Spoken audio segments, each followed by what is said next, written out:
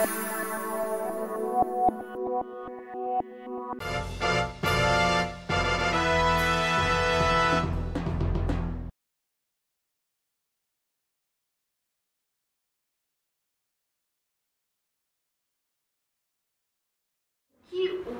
que nós vivenciamos hoje no Brasil, o que o ex-presidente Lula vivencia hoje no Brasil, é o que nós identificamos como lawfare.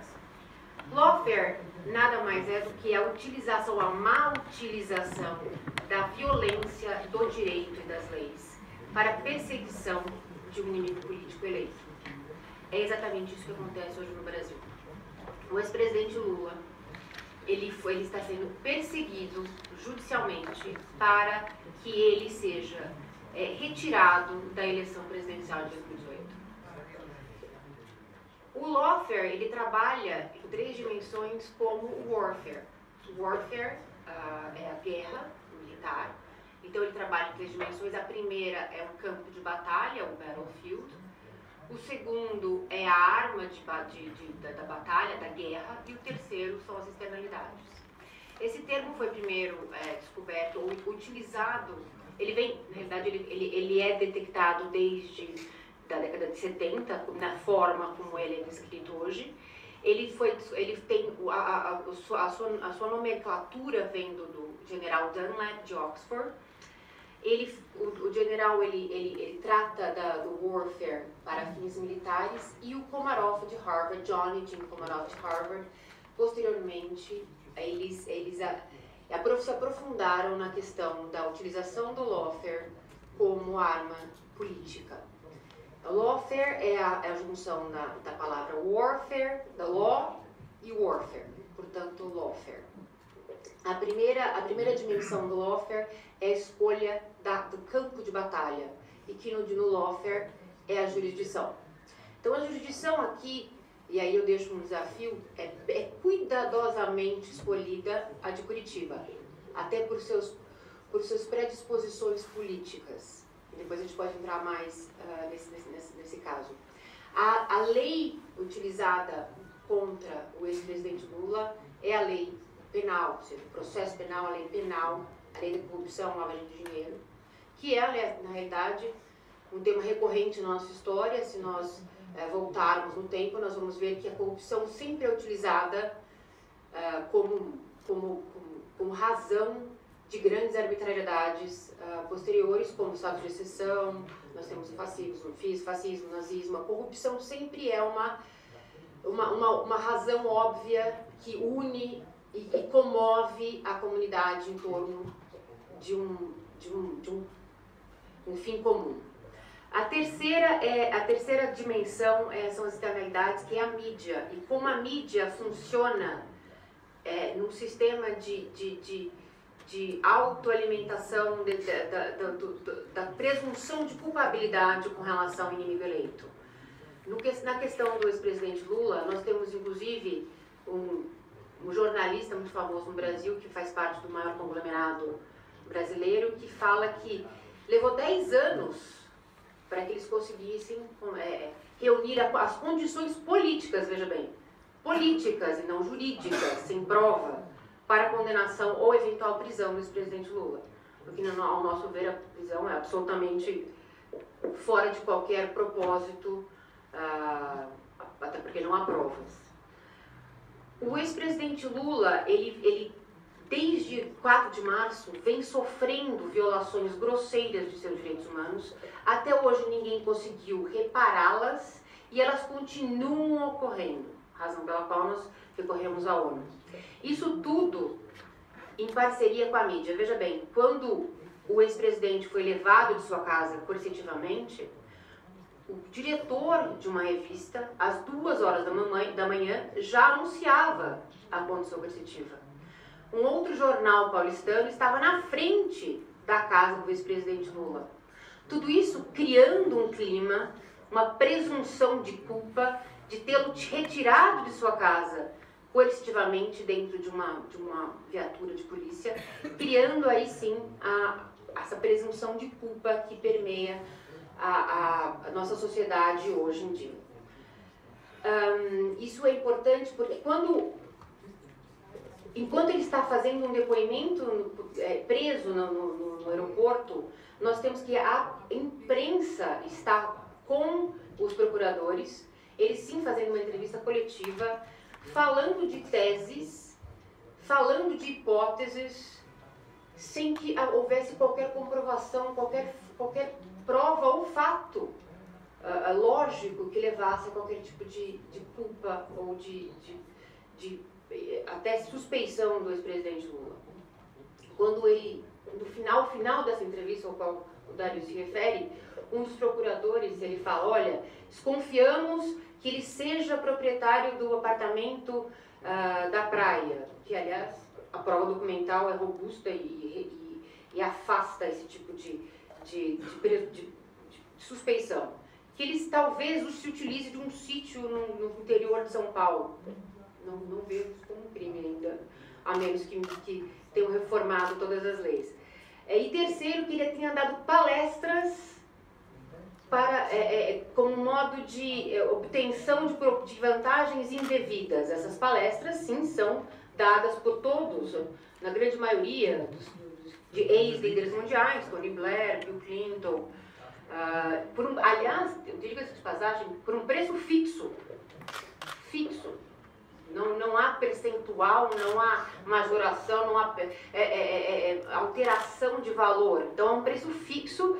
Todas as palestras encontram-se devidamente, todas, 100% das palestras encontram-se devidamente documentadas no site da empresa de palestras, com vídeos, fotos, tudo que precisar comprovar que ele efetivamente realizou aquelas palestras.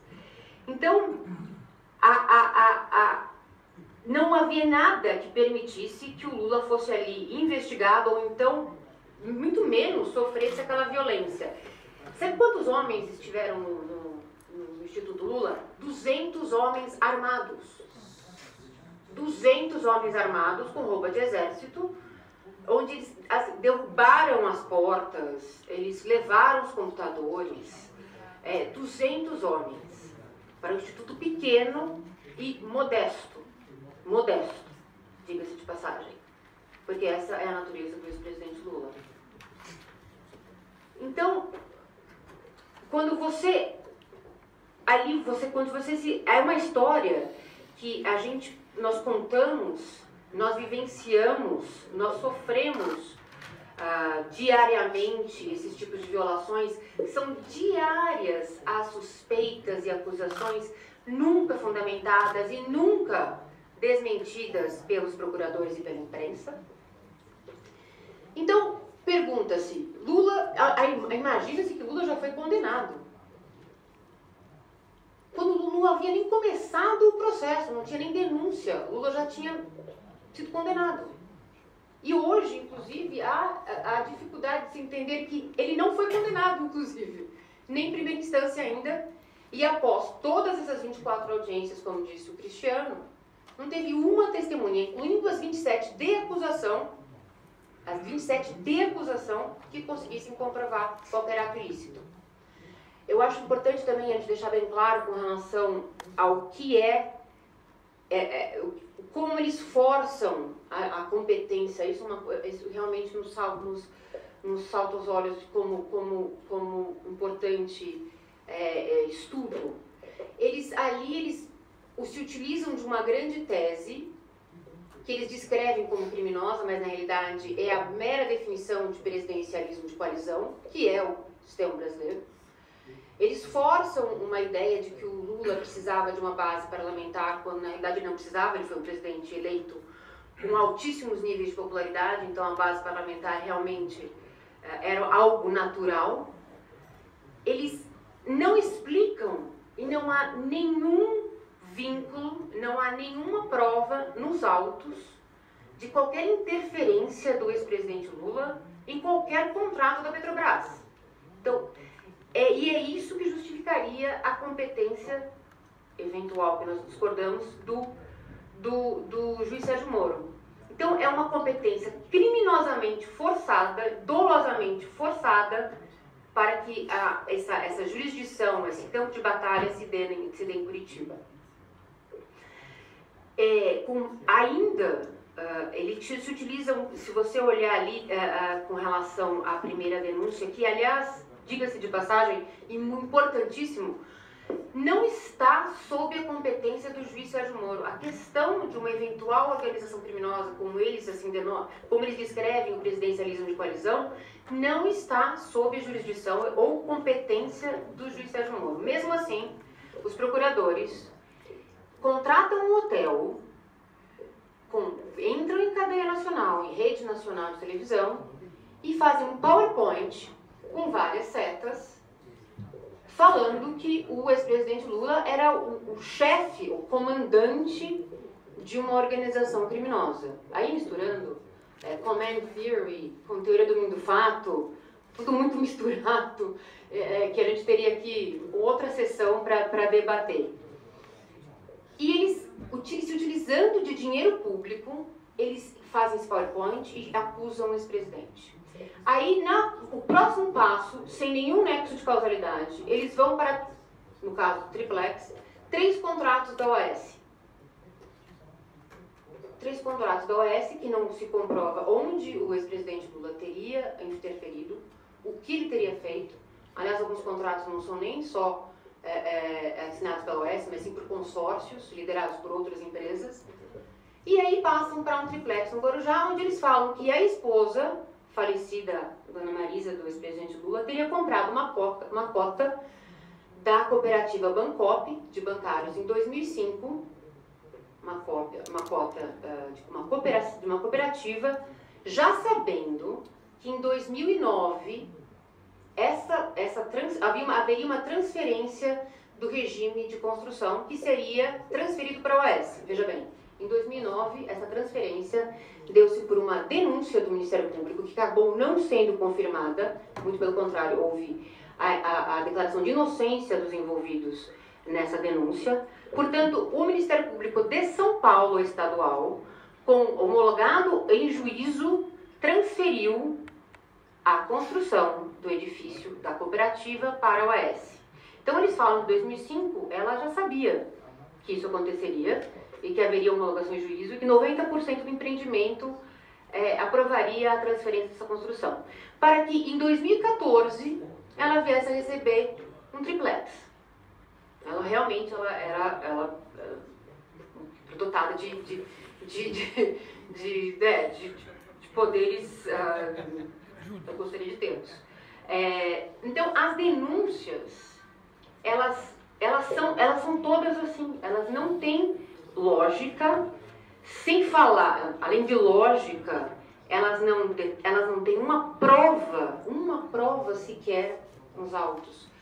Seja documental, que a documental, volto a falar, sempre a nosso favor, ele não permite, o juiz não permite que seja feita nenhum tipo de comprovação pericial que nós pedimos, inclusive temos HC com relação a isso, onde nós pedimos para que seja feita uma perícia, onde se comprove que não houve um centavo da Petrobras indo para qualquer conta do ex-presidente Lula. Ele não nos permite acesso ao processo inteiro de licitação, onde ali você saberia a fundamentação da tomada de decisão que culminou na contratação daquele consórcio. Nos é sonegado, inclusive, os anexos, porque não consegue ver a relevância. Então, acusa-se de ter se interferido em um contrato, sem que você consiga ter acesso ao processo interno da companhia, ou até mesmo os anexos. Porque não encontra relevância nos anexos. Ali tem vários outros contratos que nós entendemos que comprovaria também a inocência do ex-presidente Lula. Tudo isso feito pelo mesmo juiz, e aí eu gostaria de deixar aqui, onde tudo isso, onde é o maior problema. Quem gostaria de ser julgado por seu inimigo? É o caso do ex-presidente Lula. No Brasil, nós não temos uma diferenciação entre o juiz que colhe as provas do juiz que efetivamente julga. Não há um júri. Portanto, o juiz Moro ele faz a coleta de provas, autorizando as medidas invasivas, as medidas cautelares, e aí ele volta e vai julgar o mérito do caso, sozinho. Não tem júri, sozinho, volto a repetir. Esse é um juiz que já participou de vários eventos de inimigos políticos do ex-presidente Lula.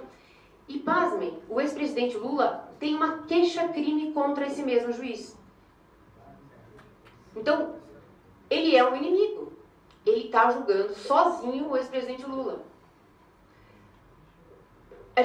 Eu gostaria de perguntar para o brasileiro, e aí eu acho que é importante, não só o brasileiro, mas também que o mundo entenda o que está acontecendo no Brasil, se é esse tipo de lugar, de ambiente, que a gente deseja para o nosso país.